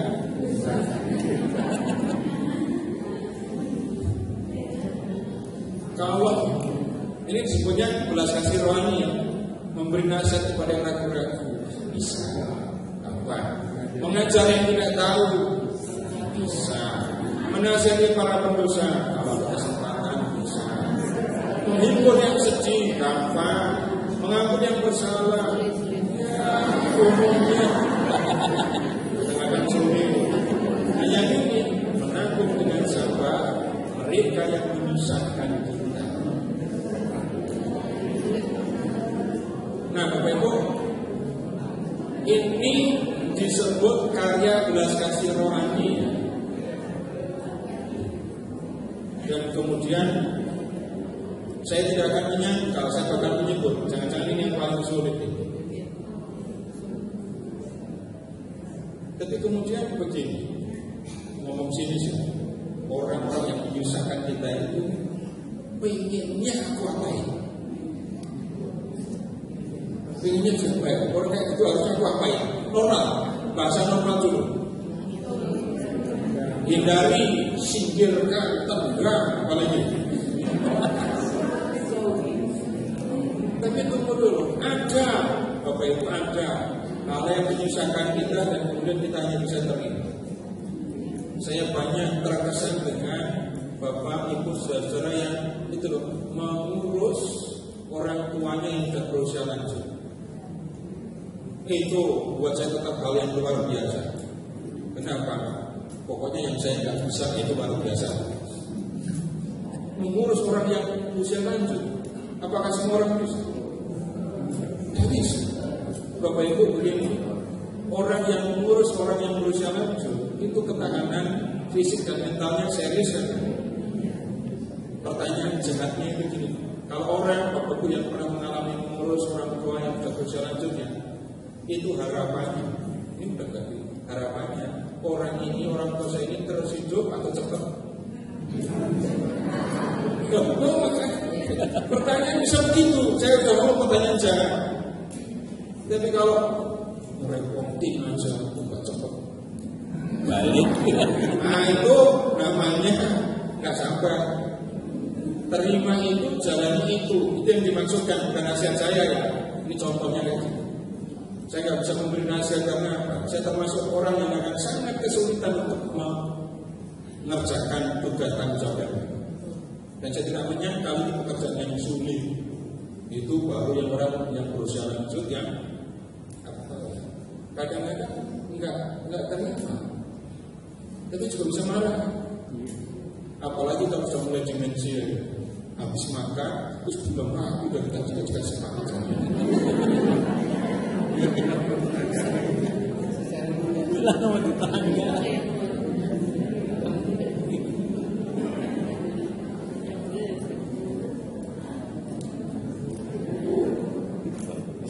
Nah, ini masih ada hal-hal yang lain Bapak Ibu yang bisa dipelajari, tapi ini tadi contoh-contoh yang kita bisa lakukan. Nanti ada perhatian khusus ini. Secara khusus sikap pertobatan khas pada hari Jumat Agung dapat dihadirkan kembali melalui pantang dan semangat penebusan dosa setidaknya selama 1 hari dalam seminggu. Pantang dari gangguan yang nyata, tetapi juga virtual, misalnya penggunaan media, jaringan sosial. Terus ini dari konsumsi yang berlebihan, misalnya dengan berpuasa atau berpantang menurut norma-norma gereja atau petunjuk para uskup, serta menyumbangkan sejumlah uang yang proporsional kepada orang miskin dengan mendukung pekerjaan-pekerjaan yang bersifat keagamaan atau sosial, terutama untuk mendukung pertahanan dan perlindungan kehidupan dalam semua tahapannya. Juga dengan dukungan kualitas hidup anak-anak terlantar, remaja dalam kesulitan, atau orang lanjut usia yang membutuhkan, atau kesepian atau migran dari berbagai negara yang meninggalkan kampung halamannya untuk mencari kehidupan yang lebih baik. Kemudian hal ini juga dapat dimulai dengan mendedikasikan sebagian waktu luang untuk kegiatan sukarela yang bermanfaat bagi masyarakat atau untuk bentuk komitmen pribadi serupa lainnya. Apa yang kita lihat ini semua dari Bapak Ibu mendorong, menggerakkan, mengingat kita untuk berbuat. Jangan pernah mengatakan Tuhan aku mengasihi, tapi keluar rumah nggak mau, keluar duit apa lagi? Nggak bisa mengatakan aku mengasihi Tuhan, tapi melihat orang lain kesusahan, aku nggak berbuat apa. Nah, kemudian Bapak Ibu begini, pantang dari media sosial. Dulu beberapa tahun yang lalu sih, banyak orang tua itu khawatir, marah karena anaknya nggak lepas dari handphone. Tidak lama kemudian, anak-anak yang marah karena mamanya yang kecanduan handphone. Sesudah itu anaknya, bapaknya, ibunya sama. Nah, kemudian memang bisa pantang, memang bisa lepas dari handphone, bisa. Caranya, kalau Bapak Ibu malam minggu kemarin, saya nggak pernah melarang anak untuk main handphone. Sekali waktu saya larang dia, tapi ketika anak sudah aktif ketemu teman-temannya, handphone nggak menarik lagi. Bisa dilakukan, bisa. Tapi kemudian kan banyak terjadi. Orang tua itu takut kalau anaknya autis, benar kan? Tapi yang kemudian terjadi, banyak orang tua sekarang membuat anaknya jadi autis dan gembira dengan itu. Biar anaknya nggak nakal, nggak rewel, nggak repotin, kasih apa? Sobat sekarang tolong menyapa anak yang sedang main PUBG. Bisa apa? Jawabannya apa kalau bisa? Ada orang lewat di depannya peduli? Enggak. Berikutnya lagi Bapak Ibu, kalau kita perhatikan anak-anak yang main kayak gitu mukanya gimana? Ada yang ceria? Enggak. Mukanya gimana? Tegang. Habis itu yang keluar, kata-kata yang keluar dari mulutnya Anjing keluar, babi keluar, satu lagi. Berikutnya lagi, pikiran mereka pasti kelelahan dan gak cukup waktu untuk berimajinasi dan berkreativitas. Nah, itu dampak dari ini media sosial yang ada di dalam kehidupan kita. Nah, Bapak Ibu, ini yang kita bisa pelajari dalam 3 kali pertemuan. Sekali lagi Bapak Ibu masih bisa mempelajari dengan membaca sendiri sumber-sumber yang tadi sudah saya sebutkan. Nah, ini yang kita bisa belajar untuk tahun Yobel ini, Bapak Ibu. Waktu untuk mengerjakan semuanya masih 10 bulan lagi, masih banyak. Dan ada banyak yang kita lakukan dan serencana. Terima kasih. Selamat malam. Silakan Bu Ega.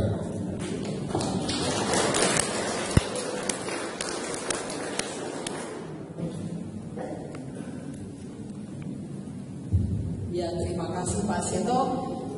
Nah, sekarang tadi kan udah belajar ya Bapak Ibu, ada tulisan ini.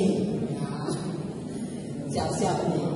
Kalau tadi belajar kita tentang video games dan tugasarium itu rasanya berat ya. Pusing nggak ngeliatnya? Pusing nggak ngeliatnya?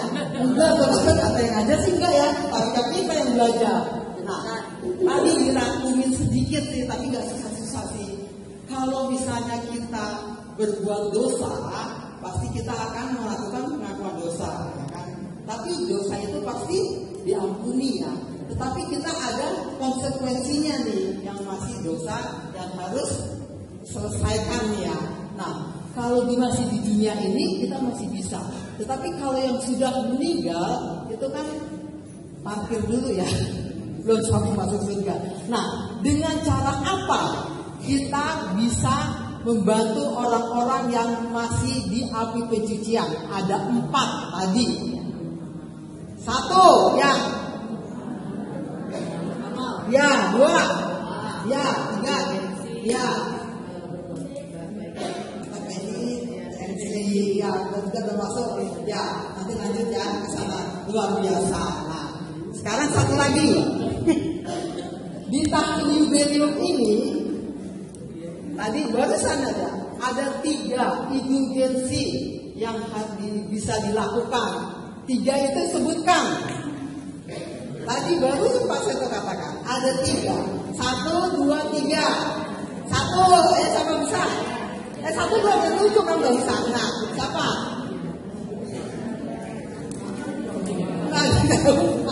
Ada 3. Lewat ya. 1 ziarah. 2 kita ke tempat-tempat suci. 3 karya-karya kita, karya kerahiman dan pengakuan dosa. Nah, berarti ini 1 hadiah aja. Nah, Bapak Ibu, kalau kita belajar SAS memang susah ya kalau kita ngundang banyak. Tetapi ini kita di Santo Servasius itu luar biasa ya. Kalau kita belajar di luar kita bayar, ya kan? Tapi di sini Pak Seto itu sudah meluangkan waktu kita untuk kita semuanya dan kita mau belajar. Nah, itulah yang kita harapkan supaya apa? Kita tuh harus tetap belajar terus-terus sampai usia kita tua, supaya kita bisa mengerti nih apa itu namanya kitab suci, dan kita nggak hanya baca dan kita harus ngerti, dan nanti pada saatnya pada tugas-tugas di lingkungan kita bisa menjelaskan. Bapak Ibu, hari Rabu depan datang lagi karena banyak-banyak hal pengetahuan yang akan kita dalami. Pasti ada ANP APP yang kita bahas supaya kita bisa menshare-kan ke lingkungan-lingkungan. Setuju nggak Bapak Ibu kalau kita datang terus nih buat belajar? Setuju. Kasihan Pak Seto ya kalau misalnya kita datang cuma sedikit gitu loh. Nah, sekarang Romo Clay mau menentukan kita. Silakan Romo.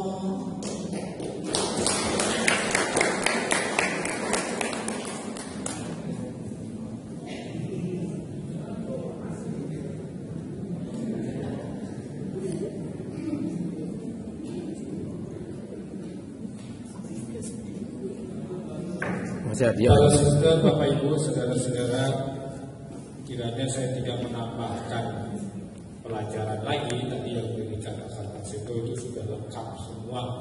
Saya hanya mau mengatakan apa sih yang menjadi tujuan seluruh tahun suci ini yang diinginkan sebenarnya oleh gereja. Yang diinginkan adalah suatu transformasi pribadi, transformasi keluarga, transformasi gereja, dan transformasi dalam masyarakat.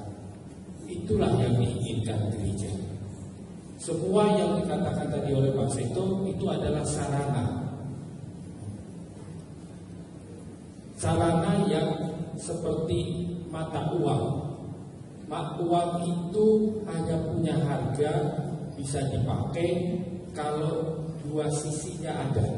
Coba kalau uang cuma sebelah sisinya kita belanja, orang bilang ini uang palsu, uang mainan. Ya. Yang disebut dengan indulgensi itu dua seperti mata uang. Kalau yang satunya ada, satunya enggak bisa. Jadi sakramen yang tadi dikatakan hal yang perlu untuk mendapatkan indulgensi, baik untuk saudara kita yang sudah meninggal, juga untuk kita pribadi, itu kan dua sisi bersamaan. Saya selalu mengatakan indulgensi itu seperti apa sih? Nah, indulgensi itu dasarnya apa? Dasarnya adalah tadi sudah dibacakan pada awal pelajaran dari Injil Yohanes itu, kasih. Waktu kita masih bersama dengan saudara-saudara kita yang sudah meninggal, seperti sekarang ini kita ketemu di sini face to face, jadi, itu kita mengasihi zaman sekarang. Contoh yang konkret saja deh, mengasihi itu dengan cara apa?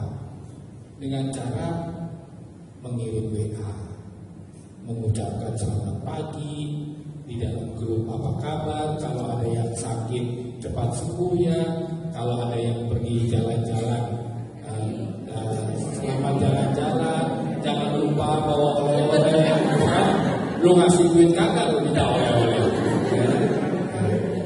Itu. Nah, untuk dapat menyapa ini, apa yang dibutuhkan? Apa yang dibutuhkan kita mau menyapa mereka? Apa?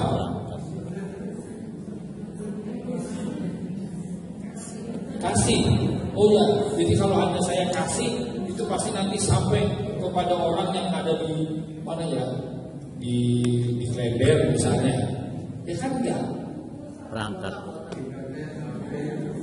Yang pertama punya HP. Enggak punya HP bagaimana menulis? Kedua, setelah itu punya aplikasi. Terus ada kuota. Ya, punya HP, punya aplikasi, nggak ada kuota, dia nggak bisa. Ya. Terus kalau kayak ada wifi, pokoknya gitu ya. Nah, baru kita bisa menulis. Nah, indulgensi juga bisa dibayangkan seperti itu. Ya. Kalau hanya kita berdoa saja, ya nggak nyampe.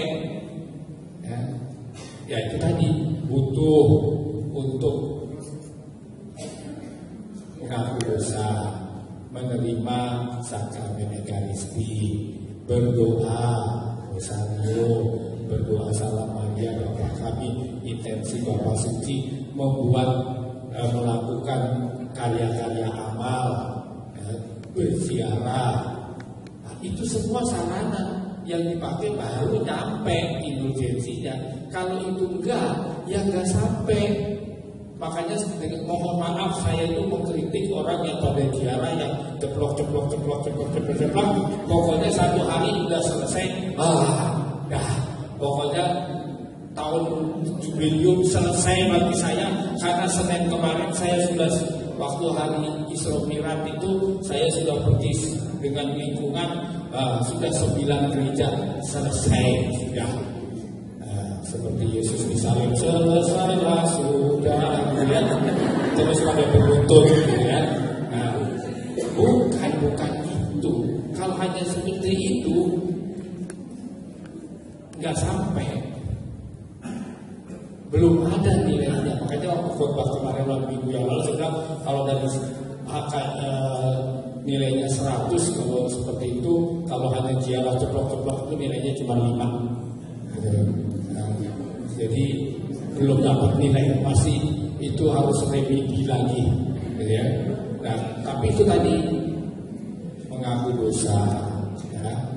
Karena untuk apa? Dengan itu tadi sudah dikatakan itu warisan kekayaan gereja yang dari kita diberikan oleh Yesus sendiri melalui para rasul, dan terus diturunkan sampai hari ini, yang orang lain nggak punya. Kemarin saya dengan beberapa suster itu ya ke gereja ortodoks. Bapak Ibu di gereja ortodoks itu saudara kita, satu bapak satu ibu, tetapi kita terpisah, gitu ya. Mereka itu mengaku dosa setiap minggu. Tidak boleh ada satu orang pun menerima komuni kalau tidak mengaku dosa. Jadi mereka setiap minggu itu mengaku dosa. Itu masih dalam tradisi yang lama. Kita di gereja Barat, gereja Katolik Roma, gereja sudah sedikit memberi kelonggaran, ya. Tapi kata kelonggaran orang tuh ya 14. Nah, tahun jubilium ini kita diingatkan kembali untuk itu. Nah, sekali lagi apa yang sudah kita pelajari selama 3 minggu bisa dibaca lagi. Sekarang tadi sudah ditunjukkan, ya, Anda semua punya akses internet, punya HP, bisa dibaca melalui Google, cari aja semua yang dikatakan tadi, dibaca lagi. Tidak hanya sekedar dibaca, direnungkan kembali, terus ya, dipraktekkan. Itu yang penting. Ya. Sekali lagi terima kasih atas kehadiran Anda semua. Pak Seto terima kasih. Tadi saya di belakang rasa-rasa sama Pak Jarod dan Pak Selamat sudah mengatakan baik kalau dilanjutkan, ya, diberi tema yang lain dalam rangka seluruh tahun jubili ini, sehingga kita mendapat pengetahuan. Karena salah satu yang disyaratkan dari tahun jubilium adalah kita belajar, ya, belajar kitab suci, belajar pengetahuan tentang iman kita, sehingga kita tidak melakukan ini semua tanpa mengerti mengapa. Nah, tinggal cerita yang saya selalu ceritakan tentang seorang gadis dari desa yang menikah dengan seorang pemuda dari kota, nah, yang tinggal di apartemen di lantai 30. Setiap kali dia memasak nasi, dia mengambil sedikit beras, melemparkannya dari jendela. Suaminya selalu melihat itu dan suaminya mengatakan, kenapa saya diajarin ibu di rumah kalau masak sebelum masak nasi berasnya dibuang keluar sedikit. Suatu hari ibunya datang dari desa membantu dia masak di dapur, ibunya tidak membuang beras keluar. Anaknya bertanya, "Bu, kok nggak buang beras keluar?" Ibunya bilang, "Untuk apa? Di rumah ibu kan selalu buang beras. Kok di sini enggak?" Lah, di rumah itu kan ada ayam di luar. Itu, ya. Jadi kadang-kadang kita melakukan sesuatu tanpa mengerti mengapa, ya. Mengapa melakukan itu? Nah, inilah waktunya. Tadi saya mengatakan transformasi. Bertobatlah dari segala kedunguan kita, ya, dengan membaca, belajar, ya. Tidak banyak.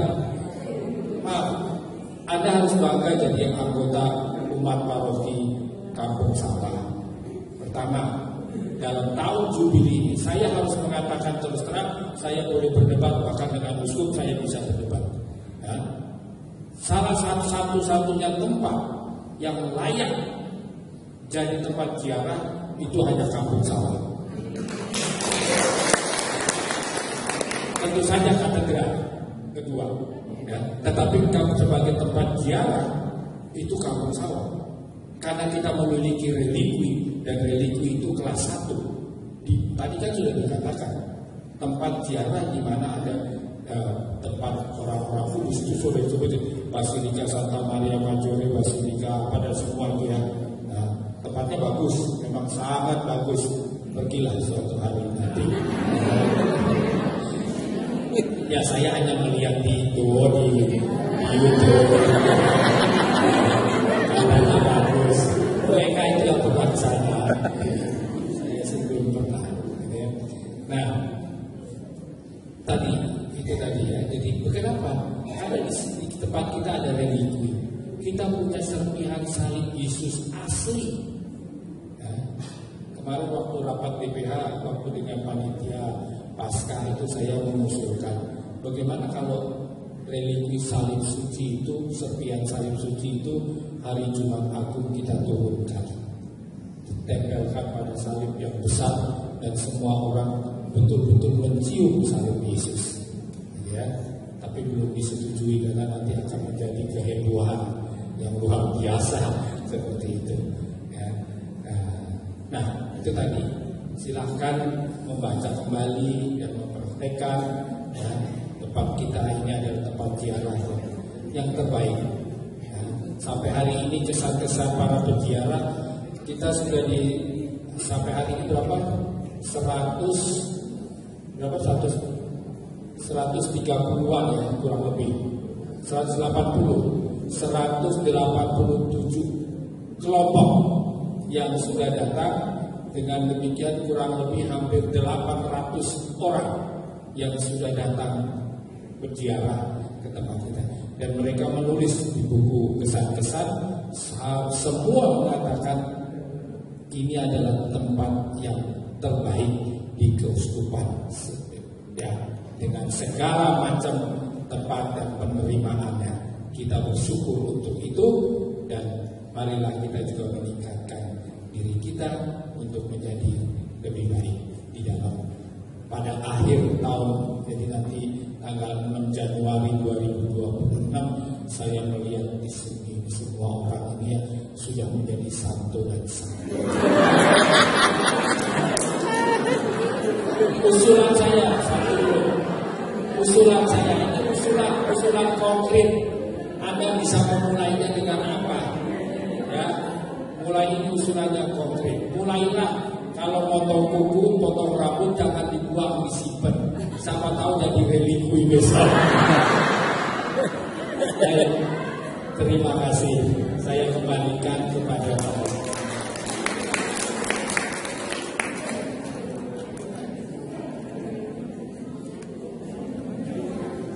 Bapak Ibu, yang disampaikan Romo itu saya nggak percaya.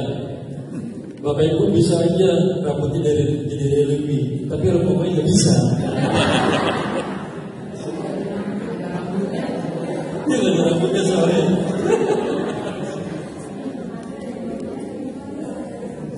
Sistem Bapak Ibu ada baiknya ya, kita tagih Romo Play. Tagihnya kapan-kapan ngisi sas Romo ya. Setuju Bapak Ibu? Setuju.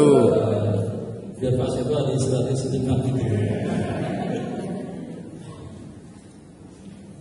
Bapak Ibu mau diteruskan apa mau pulang? Oh, pulang. Mari Bapak Ibu kita bersatu dalam doa. Dalam nama Bapa dan Putra dan Roh Kudus. Amin. Ya Tuhan Allah yang terkasih, kami bersyukur atas pembelajaran pada malam hari ini, banyak membuka wawasan kepada kami, teristimewa bagaimana kami boleh mendapatkan rahmat yang disediakan di tahun 2000 ini. Tuhan, semoga apa yang telah kami terima pada malam hari ini boleh kami diskusikan, boleh kami sharingkan kepada keluarga dan juga saudara-saudara kami yang lain. Ya Tuhan, satu kerinduan bagi kami jika Rabu depan kami juga tetap bersama-sama tempat ini, belajar bersama, menikmati bersama kebersamaan dengan Tuhan melalui firman-Nya.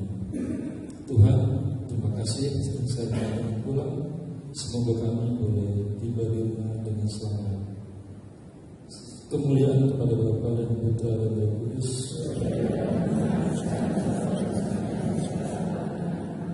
Dalam nama